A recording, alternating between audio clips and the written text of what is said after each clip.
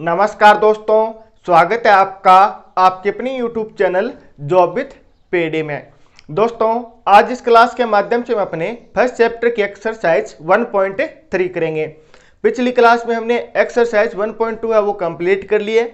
अगर आपने वो क्लास नहीं देखी तो लिंक आपको नीचे डिस्क्रिप्शन और कमेंट बॉक्स में मिल जाएगा, तो आप वहाँ से पहली वाली क्लास से एक बार जरूर देख लेना। अगर आज की क्लास आपको पसंद आई तो आपसे लाइक और शेयर भी जरूर कर देना। तो चलिए शुरू करते हैं आज की अपनी क्लास। तो क्वेश्चन फर्स्ट इस प्रकार दिया गया है कि सिद्ध कीजिए कि रूट 5 एक अप्रिमेय संख्या है। इसमें हमें सिद्ध करना है कि रूट 5 क्या एक अप्रिमेय संख्या है। यह तो हम जानते हैं कि रूट 5 क्या एक अप्रिमेय संख्या है। इसके अलावा जैसे root 2, root 3, root 5, root 7, root 11, यानी रूट के अंदर कोई भी अपूर्ण वर्ग वाली संख्या हो सकती है। पूर्ण वर्ग जैसे रूट 4 होता है, उसका मान तो क्या होता है 2 होता है, वो तो क्या होती है एक प्रीमेय संख्या होती है। लेकिन अपूर्ण वर्ग होता है ना, वो क्या होती है कि अप्रीमेय संख्या होती है। जानते तो हैं हम, लेकिन हमें क्या करना है, इसको सिद्ध करके बताना है। तो यानी कि यहाँ पे रूट 5 की जगह आपसे रूट 2 भी पूछा जा सकता है, 3 भी, 7 भी, 11 भी, 13 भी, ठीक है। इस प्रकार से अपूर्ण वर्ग वाली संख्या आपसे कोई भी देकर अप्रीमेय संख्या सिद्ध करवा सकते हैं। तो इसके लिए इन क्वेश्चनों को हम किस प्रकार करेंगे, सबसे पहले आपको क्या करना है, मानना है। मानना क्या है, हमें अप्रीमेय सिद्ध करना है ना, इसका उल्टा मान लेंगे। इसका उल्टा हमने क्या मान लिया कि रूट 5 क्या एक प्रीमेय संख्या। हमें अप्रीमेय सिद्ध करना है, लेकिन हमने क्या किया, इसका उल्टा मान लिया कि रूट 5 क्या एक प्रीमेय संख्या। आप जानते हैं कि अगर रूट 5 एक प्रीमेय संख्या है तो प्रीमेय संख्या को तो हम p/q के रूप में लिख सकते हैं। यहां तक कोई प्रॉब्लम थोड़ी है, ठीक है। और जहां p व q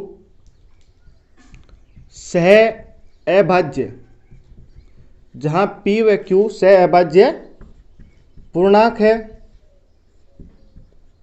है तथा q नॉट इक्वल टू 0, यानी q है वो आपका 0 के बराबर नहीं होना चाहिए। जहां p व q क्या है, सह अभाज्य पूर्णांक है तथा q है वो 0 के बराबर नहीं होना चाहिए। यहाँ पे बात आई है सह अभाज्य की। पूर्णांक तो आप जानते हैं कि माइनस अनंत से लेकर प्लस अनंत तक की सभी संख्या क्या होती है, पूर्णांक होती है। इसके बारे में हमने इंट्रोडक्शन पार्ट में बात कर ली थी। अब हम बात करते हैं सह अभाज्य की। सह अभाज्य का मीन्स क्या है, जैसे कोई संख्या आपकी 1/2, ये संख्या और थोड़ी कटेगी एक दूसरे से। 1/2 है एक दूसरे से और ये नहीं कट रही है, ठीक है। इसी प्रकार मैंने लिख दिया 2/5। इन दोनों में एक के अलावा कोई कॉमन है क्या, इन दोनों में सिर्फ और सिर्फ कॉमन क्या है, एक है। यानी कि इनका HCF क्या होता है, एक ही होता है सह अभाज्य संख्याओं का। लेकिन मैंने यहाँ पे लिख दिया 3/6। 3/6 में ये संख्या भी 3 से कटेगी, ये संख्या भी 3 से कटेगी। तो यानी इन दोनों का जो एक विनिष्ट गुणनखंड ये HCF है वो क्या हो जाएगा, 3 हो जाएगा। लेकिन सह अभाज्य संख्याओं का जो HCF होगा ना, वो क्या होगा, हमेशा और हमेशा 1 होगा। तो आपको कैसे याद रखना है कि वे संख्याएं जो और नहीं कटती है ना, वो कौन सी हो जाएगी, सह अभाज्य संख्या हो जाएगी। ये आपको सीधा सीधा ध्यान में रखना है। जब भी बात करें सह अभाज्य संख्या की, तो यानी वो संख्या जो और नहीं कटेगी, यानी जिनका HCF या जो विनिष्ट गुणनखंड है ना, वो क्या होता है, सिर्फ और सिर्फ 1 होता है। वो क्या होती है, आपकी सह अभाज्य संख्या होती है। यहां तक आपको क्लियर हो गया। हमने क्या क्या माना कि रूट 5 एक प्रीमेय संख्या है। अगर ये प्रीमेय संख्या है तो इसको हम क्या कर सकते हैं, p/q के रूप में लिख सकते हैं। p और q क्या आपके सह अभाज्य पूर्णांक है। q है वो 0 के बराबर नहीं होना चाहिए, ठीक है। यहां तक आपको समझ में आ गया होगा। आगे हम क्या करेंगे, इनका वज्र गुणा कर देंगे। जैसे 5 है तो 5 के नीचे तो हम 1 ले सकते हैं ना, क्योंकि प्रत्येक संख्या के गुणा और भाग में क्या होता है, 1 होता है। तो इसके नीचे भी हम 1 मान लेंगे, ठीक है। ये आपको मानना है, यहाँ पे लिखना नहीं है। तो इसके नीचे 1 है तो हम क्या करेंगे, इनका वज्र गुणा कर देंगे। तो रूट 5 का गुणा किससे हो जाएगा, q से हो जाएगा। तो ये क्या हो जाएगा आपका रूट 5q और बराबर में क्या है, p, ठीक। अब इन जो हमने मान आया है p बराबर 5q आया है, इसका हम क्या करेंगे, वर्ग कर देंगे। तो दोनों तरफ वर्ग करने पर, तो ये लीजिए हम दोनों तरफ वर्ग कर देंगे। रूट 5q² बराबर p², ठीक है। तो ये क्या हो जाएगा आपका, रूट 5 का गुणा रूट 5 होगा तो ये क्या हो जाएगा, 5 हो जाएगा। और q की क्या हो जाएगी, q² बराबर क्या हो जाएगा, p²। इसको हम क्या मान लेंगे, समीकरण 1 मान लेंगे। q के गुणा में 5 है, इसको हम क्या कर देंगे, p के भाग में भेज देंगे, यानी साइड आ जाएगा। तो ये क्या हो जाएगा, p² बट्टा 5 हो जाएगा। p² बट्टा 5 का अर्थ क्या है कि p का कोई भी मान होगा ना, उसकी अगर हम स्क्वायर करेंगे तो वो क्या होगा, 5 से विभाजित होगा। ठीक है, यानी पी स्क्वायर का जो भी मान होगा ना, उसमें 5 का भाग यहाँ पे जाएगा, वो किसके बराबर होगा, क्यू के बराबर होगा। ठीक है, तो दोस्तों आपकी क्लास 10 में एक प्रमेय है, वो प्रमेय ये कहती है कि अगर कोई मान लीजिए संख्या p है, ठीक है, अगर इसका हम स्क्वायर करते हैं, अगर ये किसी भी संख्या से विभाजित होता है, जैसे यहाँ पे ये 5 से विभाजित हो रहा है, तो ये प्रमेय ये कहती है कि अगर पी स्क्वायर 5 से विभाजित होता है ना, तो पी भी आपका किससे, 5 से विभाजित होगा। ठीक है, ये मैं नहीं कह रहा हूँ, ये प्रमेय कहती है, आपको ध्यान में रखना है सीधा सीधा। अगर पी स्क्वायर किसी भी संख्या से विभाजित होता है तो पी भी उसी संख्या से क्या होगा, विभाजित होगा, ये आपको ध्यान में रखना है। ठीक है, तो हम लिख देंगे पी स्क्वायर 5 से विभाजित होता है, पी स्क्वायर 5 से विभाजित होता है। अगर पी स्क्वायर 5 से विभाजित होता है तो पी भी 5 से क्या होगा, पी भी 5 से विभाजित होगा। यह आपकी प्रमेय कहती है कि अगर पी स्क्वायर 5 से विभाजित होता है तो पी भी क्या होगा, आपका 5 से विभाजित होगा। आगे इस क्वेश्चन को किस प्रकार करना है, अगर ये p है वो 5 से विभाजित होगा, अगर p है ये 5 से विभाजित होगा, कोई ना कोई या तो यहाँ पे हमें मान मिलेगा, वो मान हमने क्या मान लिया, r क्या आपकी है कि पूर्णांक संख्या, p क्या है, पूर्णांक है, 5 भी एक पूर्णांक है। अगर पूर्णांक के अंदर हम पूर्णांक का भाग देंगे, कोई ना कोई हमें पूर्णांक मिलेगा, वो हमने क्या मान लिया, यहाँ पे r मान लिया। अब 5 का गुणा इस तरफ कर देंगे तो ये क्या हो जाएगा, आपका p बराबर 5r हो जाएगा। अब यहीं पे भी हम क्या करेंगे, दोनों तरफ वर्ग कर देंगे, दोनों तरफ वर्ग करने पर, दोनों तरफ हमने क्या कर दिया, वर्ग कर दिया, तो पी स्क्वायर 5 का वर्ग कितना हो जाएगा, 25, आर स्क्वायर का क्या हो जाएगा, आर स्क्वायर। ये क्या हो गया, आपकी समीकरण 2 मान ली इसको हमने। ये क्या आपकी समीकरण 1 है, ये क्या है, समीकरण 2 है। यहाँ पे क्या है, पी स्क्वायर बराबर 5 है, और यहाँ पे क्या है, पी स्क्वायर बराबर कितना है, 25 आर स्क्वायर है। तो यानी कि समीकरण 1 से समीकरण 2 में हम पी का मान रख देंगे। पी का मान समीकरण 1 में कितना है, 5 क्यू स्क्वायर बराबर कितना है, 25 आर स्क्वायर। ये 5 से ये 5 कितने बार, 25 5 बार कटेगा, तो यानी क्यू स्क्वायर बराबर क्या हो जाएगा, 5 आर स्क्वायर। ठीक है, तो क्यू स्क्वायर बट्टा 5 बराबर क्या हो गया, आर स्क्वायर हो गया।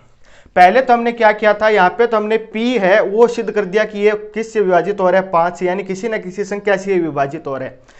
अब हम यहाँ पे क्या करें, ये सिद्ध करने की कोशिश करें कि q है वो भी किसी न किसी संख्या से विभाजित हो रहा है, क्योंकि यहाँ पे क्यू स्क्वायर 5 से विभाजित हो रहा है, तो यानी q भी 5 से विभाजित होगा। अभी मैंने आपको बताया था, ये आपकी क्लास में एक प्रमेय है, अगर कोई वर्ग वाली संख्या किसी संख्या से विभाजित होती है तो उसका वर्गमूल होता है वो भी उस संख्या से विभाजित होगा। ठीक है, तो हम यहाँ पे लिख सकते हैं कि क्यू स्क्वायर 5 से विभाजित होता है, क्यू स्क्वायर क्या होता है आपका, 5 से विभाजित होता है, तो क्यू भी 5 से विभाजित होगा, क्यू भी क्या होगा आपका, 5 से विभाजित होगा। दोस्तों ये p है ये भी 5 से विभाजित हो रहा है, ये q है ये भी 5 से विभाजित हो रहा है, यानी इन दोनों का एक उभयनिष्ठ गुणनखंड क्या हो गया आपका, 5 हो गया। लेकिन हमने स्टार्टिंग में बोला है कि ये दोनों क्या सहअभाज्य पूर्णांक है, यानी इनका उभयनिष्ठ है वो एक के अलावा कोई है ही नहीं, यानी एक संख्या क्या है, कोई इस प्रकार है, ये कटेगी नहीं।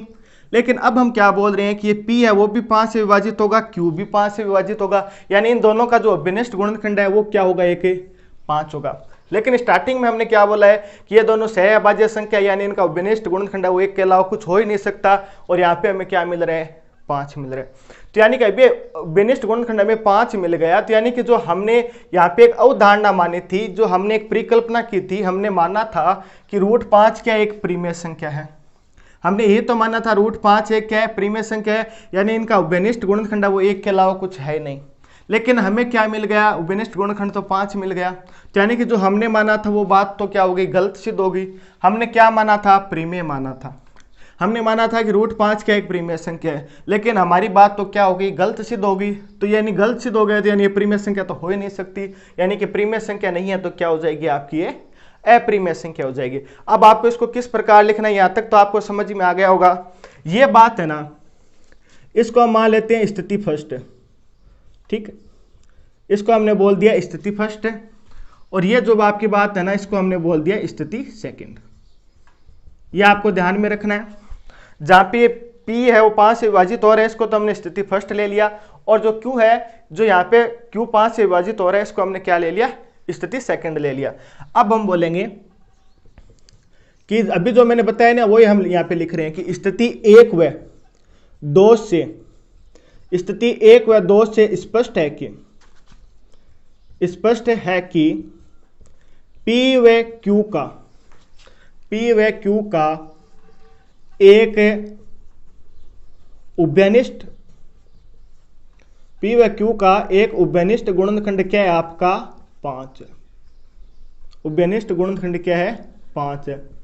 अगर इन दोनों का उभयनिष्ठ गुणनखंड 5 है तो यानी क्या होगी, आपकी सहअभाज्य संख्या नहीं होगी P और Q, ठीक है, यानी ये क्या नहीं होगी, एक परिमेय संख्या नहीं होगी।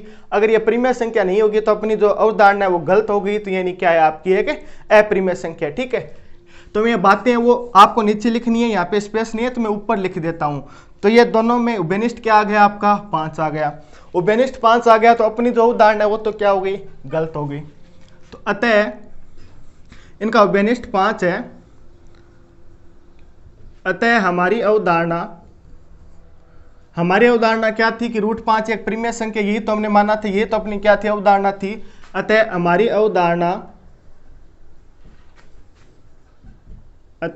अवधारणा गलत सिद्ध होती है।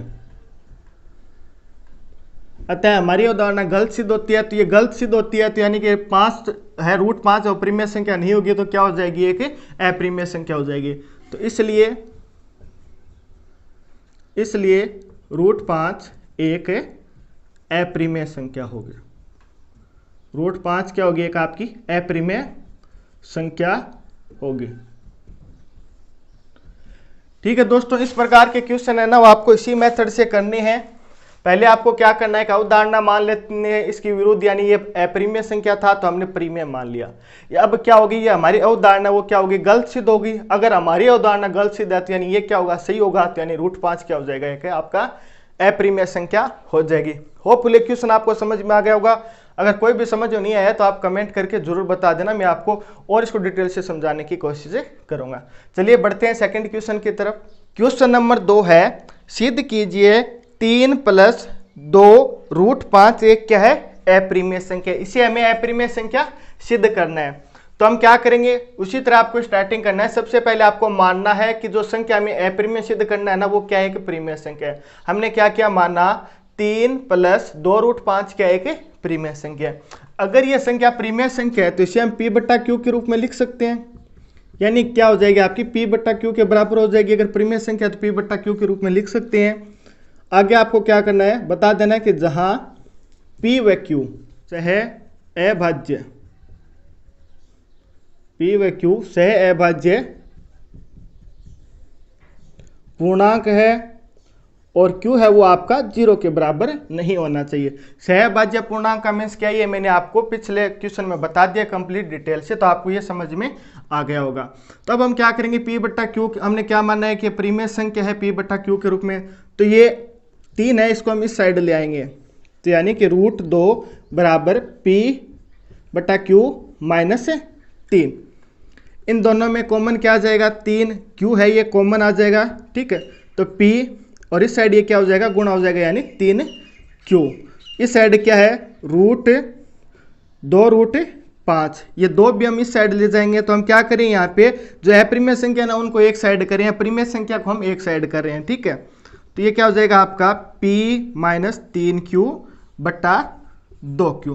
पहले हमने 3 को इस साइड लिया क्योंकि ये क्या है, हमें पता है कि परिमेय संख्या, ये भी परिमेय संख्या है, तो यानी इसके साइड हमने इनको कर लिया है। इसी प्रकार 2 को हमने इस साइड लिया, यानी √5 अब हमें तो पता है कि एक अपरिमेय संख्या है, ठीक है। और ये संख्या क्या है आपकी, एक परिमेय संख्या है।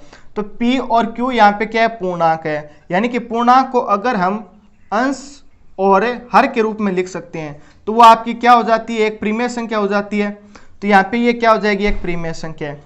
अगर ये परिमेय संख्या है तो इसके बराबर वाली भी क्या होगी, √5 भी एक परिमेय संख्या होनी चाहिए, ठीक है। तो इस बात को हम एक बार लिख लेते हैं कि P व Q पूर्णांक है, P व Q क्या है, पूर्णांक है, इसलिए इसलिए p माइनस 3q बटा 2q। 2q क्या हो जाएगी, एक परिमेय संख्या है, एक परिमेय संख्या है।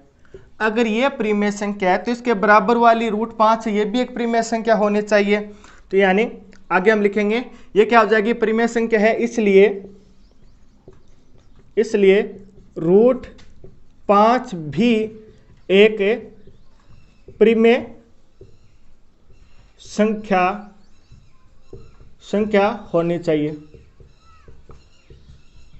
ठीक, अगर ये परिमेय संख्या है तो इसके बराबर वाले भी क्या होने चाहिए, परिमेय संख्या होनी चाहिए। लेकिन दोस्तों हम जानते हैं कि अभी हमने पिछले क्वेश्चन में सिद्ध किया है कि √5 तो क्या आपकी एक अपरिमेय संख्या है। अब आपको आगे इसके नीचे लिखना है, लेकिन हम जानते हैं कि √5 एक अपरिमेय संख्या है। अगर √5 एक अपरिमेय संख्या है तो यहां पे क्या आ रही है, √5 एक परिमेय संख्या आ रही है, इसके अकॉर्डिंग तो क्या आ रही है, √5 एक परिमेय संख्या आ रही है। लेकिन हम जानते हैं कि √5 वास्तव में क्या होती है, एक अपरिमेय संख्या होती है। तो यानी कि जो हमने माना था, हमने क्या माना कि यह संख्या क्या है, एक परिमेय संख्या है, तो इसके अकॉर्डिंग तो √5 भी क्या आ रहा है, एक परिमेय संख्या आ रहा है। लेकिन √5 वास्तव में होता क्या है, एक अपरिमेय संख्या होता है। यानी कि जो हमने माना है वो बात यहाँ पे क्या हो रही है, गलत सिद्ध हो रही है। अगर हमारी बात गलत सिद्ध हो रही है, हमारी बात क्या थी कि यह संख्या क्या है, एक परिमेय संख्या है, ये बात यहाँ पे गलत सिद्ध हो गई, तो यानी कि परिमेय संख्या तो हो नहीं सकती। अगर ये परिमेय संख्या नहीं होगी तो क्या हो जाएगी, आपकी एक अपरिमेय संख्या हो जाएगी। तो आगे लिख देंगे ये क्या है कि परिमेय संख्या। अतः हमारी अवधारणा में क्या हो रहा है, विरोधाभास हो रहा है कि हमारी अवधारणा के अकॉर्डिंग तो √5 क्या आ रहा है, परिमेय संख्या आ रहा है, लेकिन √5 वास्तव में क्या है, अपरिमेय। तो यानी कि हमारी जो अवधारणा है उसमें विरोधाभास हो गया। अगर विरोधाभास हो गया तो हमारी बात क्या है, गलत है। तो ये बात गलत है, तो यानी सही क्या हो जाएगा, ये हो जाएगा कि 3 + 2 √5 क्या है कि परिमेय संख्या। तो इसको लिख देंगे, अतः हमारी अवधारणा में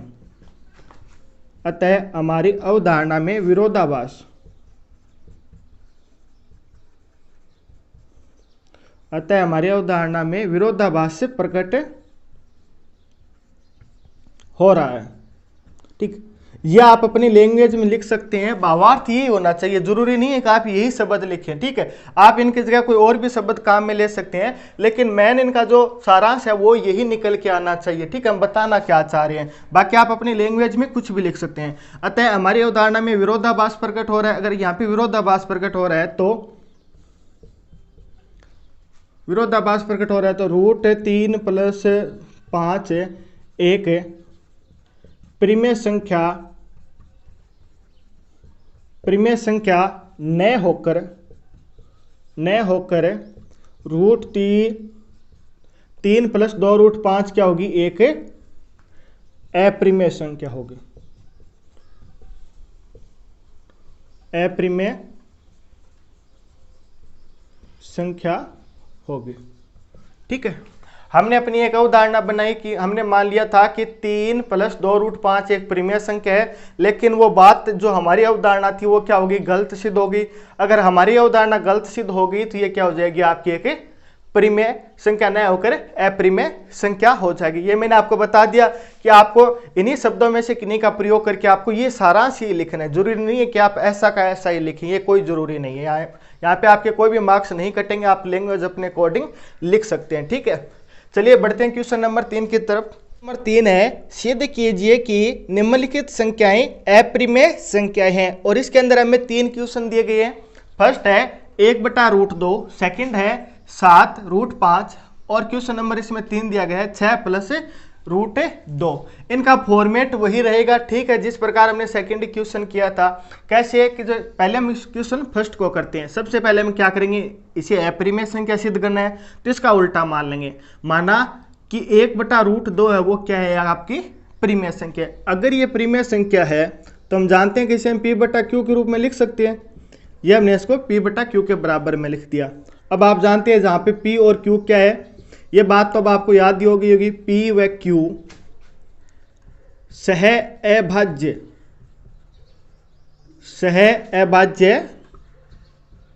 अभाज्य क्या है, पूर्णांक है, और Q है वो 0 के बराबर नहीं होना चाहिए। ठीक है, हमने क्या किया, इससे सिद्ध करना है कि अप्रिमेय संख्या है, तो हमने इसको प्रीमेय संख्या मान लिया। अगर इसको हम प्रीमेय संख्या मान सकते हैं तो इसके बराबर ये किसके बराबर होगा, P बट्टा Q के बराबर होगा, जहां पे P और Q क्या है, आपकी सह अभाज्य पूर्णांक है। Q है वो आपका 0 के बराबर नहीं होना चाहिए। ठीक है, अब दोस्तों रूट है, नीचे आ रहा है √2। ठीक है, तो क्लास 9th के अंदर आप हर का परिमेयकरण नाम से कुछ पढ़ चुके हैं, आपको अगर याद आ रहा हो तो। हर का परिमेयकरण क्या होता है कि अगर रूट नीचे आता है ना, ठीक है, हर की जगह अगर आपका रूट आ रहा है तो इसको हम क्या करेंगे, इसका परिमेयकरण करेंगे। तो परिमेयकरण करने के लिए इसी संख्या को इसी से गुणा करेंगे, तो यानी 1/√2 गुणा √2 का गुणा ऊपर से और √2 का गुणा हम क्या करेंगे, नीचे करेंगे। यह बराबर किसके है, P बट्टा Q के रूप में। ठीक है, तो ऊपर तो क्या हो जाएगा आपका √2 हो जाएगा, √2 का गुणा √2 से होगा तो नीचे क्या हो जाएगा, 2 हो जाएगा। ये बराबर किसके है, P बट्टा Q की है। ठीक है, हमें क्या करना है, साइड √2 ही रखना है, यानी कि अप्रिमेय संख्या वही एक साइड रखना है, तो यानी 2 को इस साइड भेज देंगे, तो यानी क्या हो जाएगा, 2 बराबर 2P प्लस Q। ठीक है, इसको दोस्तों आप संख्या को उल्ट भी सकते हैं, आपका परिमेयकरण करने की जरूरत नहीं है, आप इस संख्या को उल्टा करके भी इस क्वेश्चन को कर सकते हैं। यानी ये क्या है, हर है वो अंश बना लेंगे, अंश को हम हर बना लेंगे, लेकिन आप इसी तरीके से करिए, ये तरीका एकदम सबसे बेस्ट रहेगा। ठीक है, तो ये क्या हो गया दोस्तों, √2 बराबर क्या हो गया, 2P प्लस Q। ठीक है, P और Q क्या है, आपके पूर्णांक है, पूर्णांक है, तो यानी ये मान के आपका पूरा का पूरा प्रीमेय मान हो जाएगा, प्रीमेय संख्या हो जाएगी। ये प्रीमेय संख्या है, तो यानी इसके बराबर वाली संख्या भी क्या होगी, प्रीमेय संख्या होगी। तो चलिए इस बात को हम लिख देते हैं, P व Q पूर्णांक है, P व Q पूर्णांक है, अतः 2P प्लस Q एक प्रीमेय संख्या होगी, एक प्रीमेय संख्या होगी। ठीक, ये प्रीमेय संख्या होगी, तो इसके अकॉर्डिंग √2 भी क्या होनी चाहिए, प्रीमेय संख्या होनी चाहिए। इसके अनुसार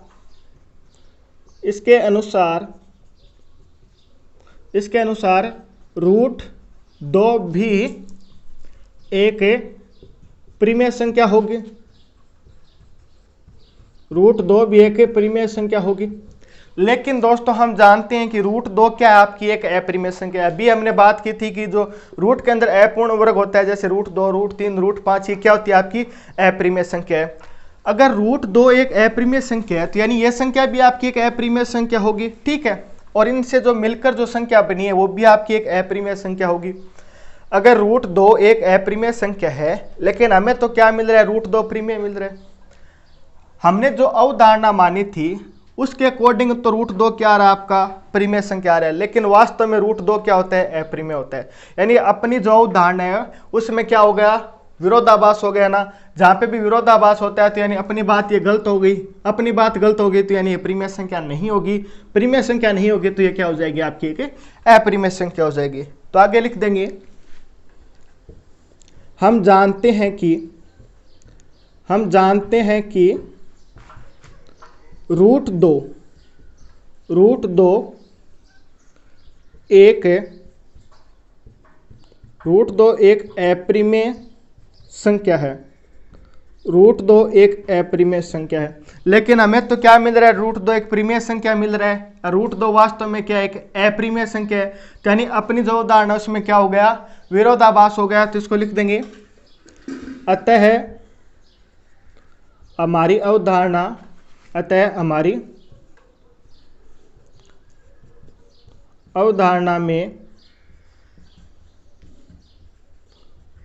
में विरोधाभास प्रकट हो रहा है। इसकी जगह आप यह भी लिख सकते हैं कि अतः हमारी अवधारणा गलत सिद्ध हो रही है, या हमारी अवधारणा में विरोधाभास प्रकट हो रहा है। तो शब्द आप कुछ भी ले लीजिए, ठीक है, लेकिन सारांश निकल के यही आना चाहिए। यही बात मैं आपको बार बार बोल रहा हूँ, आपको इसी तरह रटने की कोई आवश्यकता नहीं है। आप समझिए कि क्या मैं समझाने की कोशिश कर रहा हूँ, ठीक है। अगर अपनी अवधारणा में विरोधाभास प्रकट हो रहा है तो यानी अपनी अवधारणा क्या हो रही है, गलत हो रही है। अपनी अवधारणा गलत हो रही है। तो यानी अपनी अवधारणा क्या थी कि रूट है 1/2 प्रीमिय संख्या है, लेकिन ये तो बात गलत होगी। तो सही बात क्या होगी कि रूट 1/2 रूट है वो क्या हो जाएगी, एक आपकी अप्रिमेय संख्या होगी। तो लिख सकते हैं अवधारणा में क्या हो रहा है, विरोधाभास प्रकट हो रहा है, इसलिए 1/√2 एक प्रीमिय संख्या न होकर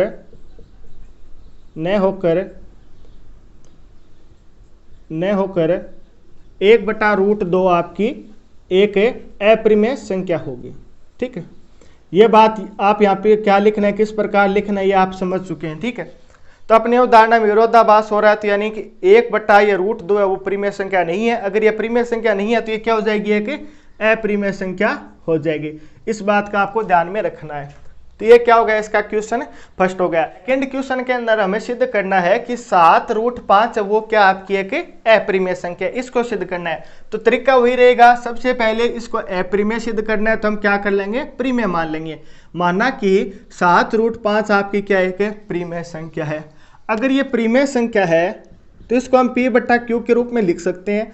तो ये इसको हमने P/Q के रूप में लिख दिया, जहां P व Q है क्या है आपके सह, ठीक है, सह अभाज्य पूर्णांक है, Q है वो 0 के बराबर नहीं होना चाहिए। ये बात आपको यहां तक समझ में आ गई होगी, क्योंकि हर क्वेश्चन के अंदर ये बात अपनी समान है। ठीक है, आगे हम क्या करते हैं कि जो प्रीमिय संख्या उनको एक साइड लिख देंगे और जो अप्रीमिय संख्या उनको एक साइड कर लेते हैं। जैसे 7 है तो ये क्या आपकी एक अप्रीमिय संख्या आपको पता है, तो इसको ये क्या हो जाएगी, इस साइड आ जाएगी। तो यानी √5 यहाँ पे हम क्या लिख देंगे, P/7Q लिख दिया।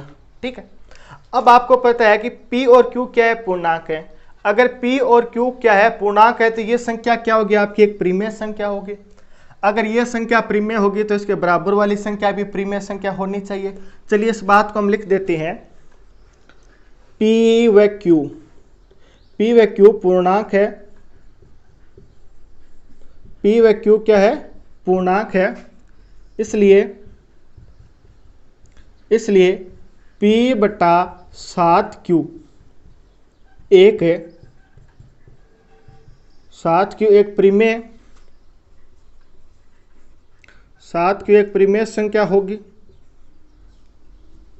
7 एक प्रीमिय संख्या होगी। अगर ये प्रीमिय संख्या है तो इसके बराबर वाले √5 भी क्या होनी चाहिए, प्रीमिय संख्या होनी चाहिए। इसके अनुसार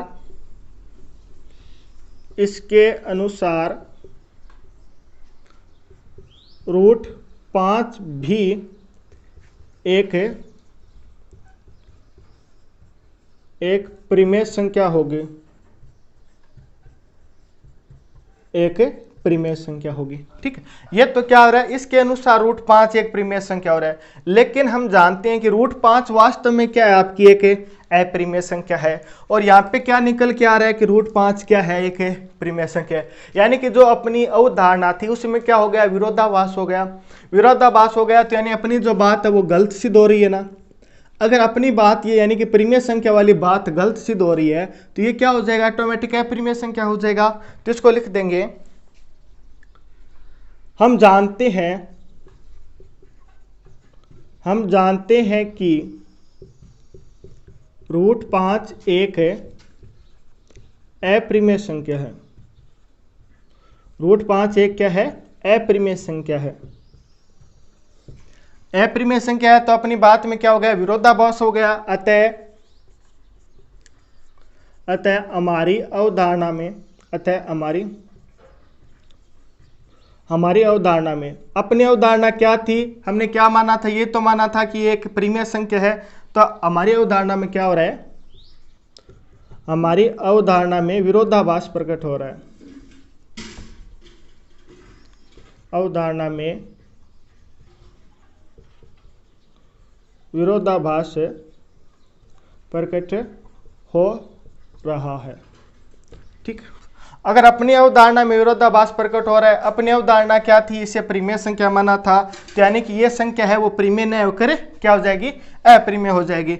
इसको मैं आगे लिख रहा हूं, इसलिए विरोधाभास प्रकट हो गया तो यानी अपनी अवधारणा तो गलत होगी। तो यानी कि इसलिए 7√5 एक प्रीमिय संख्या परिमेय संख्या न होकर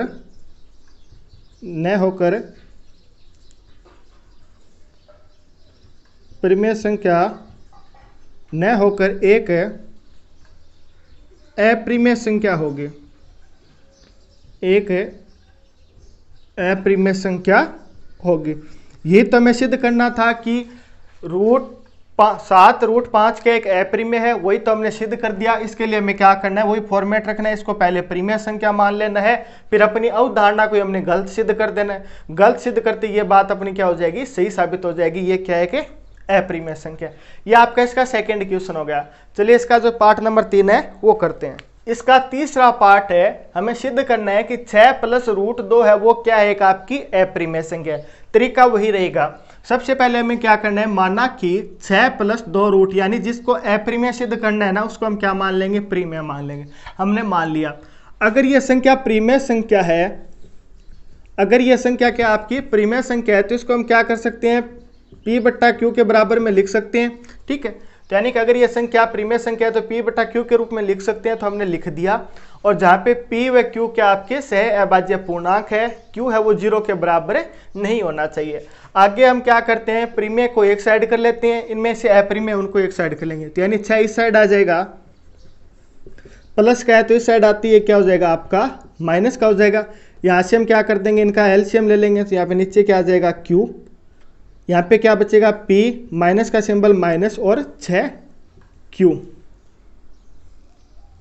ये क्या हो गया आपका 6Q, बराबर में क्या है √2। P और Q क्या आपके पूर्णांक संख्या, पूर्णांक संख्या है, तो यानी ये संख्या क्या होगी, एक परिमेय संख्या होगी। अगर ये संख्या परिमेय है तो ये संख्या भी क्या होनी चाहिए, परिमेय संख्या होनी चाहिए। तो इस बात को आपको किस प्रकार लिखना है, अभी तो आपको ये याद हो गए होगा बातें, किस प्रकार इनको लिखना होता है। तो P व Q क्या है, पूर्णांक है। ठीक है, ये देख लीजिए हमने यहाँ पे मान रखा है क्या, ये सह अभाज्य पूर्णांक होता है। P और Q क्या होता है आपका, पूर्णांक होता है। P और Q क्या है, पूर्णांक है। पूर्णांक है इसलिए, अगर ये पूर्णांक है तो इसलिए P - 6Q/Q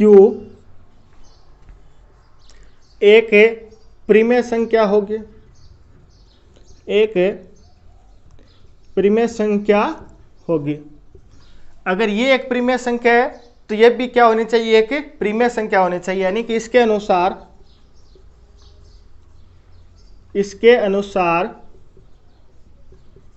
√2 भी एक परिमेय संख्या होगी। √2 भी क्या होगी, एक परिमेय संख्या होगी। क्या √2 एक परिमेय संख्या थोड़ी है, इसके अकॉर्डिंग तो क्या रहा है, जो हमने अवधारणा मानी है ना कि एक परिमेय संख्या है, इसके अकॉर्डिंग तो क्या आ गया, √2 एक परिमेय संख्या है। लेकिन हम जानते हैं कि √2 क्या होती है, एक अपरिमेय होती है। अपने अनुसार तो क्या आ रही है, ये परिमेय संख्या आ रही है, लेकिन वास्तव में √2 क्या होती है, एक अपरिमेय होती है। तो यानी कि जो हमने मानना है और जो वास्तव में है, उन दोनों में क्या हो रहा है, विरोधाभास हो रहा है। विरोधाभास का मतलब क्या, उल्टा हो रहा है। हमने जो मानना है ये परिमेय संख्या माना, तो इसके अकॉर्डिंग ये क्या आ रहा है, परिमेय संख्या आ रहा है, लेकिन वास्तव में क्या होता है, अपरिमेय होता है। यानी अपनी बात क्या हो रही है, गलत हो रही है। अगर अपनी बात गलत हो रही है तो यानी ये परिमेय वाली बात गलत हो रही है, तो ये क्या होगा, एक अपरिमेय होगा। तो इसको लिख देंगे।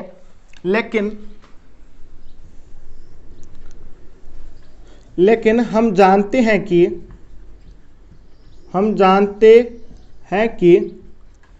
√2 क्या होती है आपकी, एक परिमेय संख्या, अपरिमेय संख्या होती है। लेकिन हम जानते हैं कि √2 एक अपरिमेय संख्या है, अपरिमेय संख्या। अपनी अवधारणा के तो अकॉर्डिंग √2 हमें क्या मिल रही है, परिमेय संख्या मिल रही है। लेकिन √2 वास्तव में क्या होती है, एक अपरिमेय संख्या होती है। लेकिन यानी इन दोनों बातों में क्या हो रहा है, विरोधाभास हो रहा है, यानी दोनों बात अलग अलग हो रही है। तो हम क्या लिख देंगे, जो अपनी अवधारणा वो क्या होगी, यहाँ पे गलत सिद्ध होगी। अगर अपनी अवधारणा गलत हो गई तो यानी क्या है, परिमेय संख्या ये नहीं है। अगर परिमेय संख्या नहीं है तो क्या हो जाएगी, ऑटोमेटिकली अपरिमेय संख्या हो जाएगी। तो लिख देंगे, अतः हमारी अवधारणा गलत सिद्ध हो गई, गलत सिद्ध हो गई है। ठीक है, या हमारी अवधारणा में विरोधाभास प्रकट हो रहा है, या हमारी जो कल्पना है वो गलत हो गई है, ठीक है, या हमारी कल्पना में विरोधाभास प्रकट हो रहा है, ये क्या एक अवधारणा, ये अपनी तो कल्पना थी कि भाई इसको हम परिमेय संख्या मान लेते हैं, तो यानी बात तो क्या होगी, गलत हो गई। ये बात गलत हो गई तो यानी परिमेय संख्या तो है नहीं, तो क्या हो जाएगी, ये कि अपरिमेय संख्या हो जाएगी। इसलिए 6 प्लस रूट 2 एक परिमेय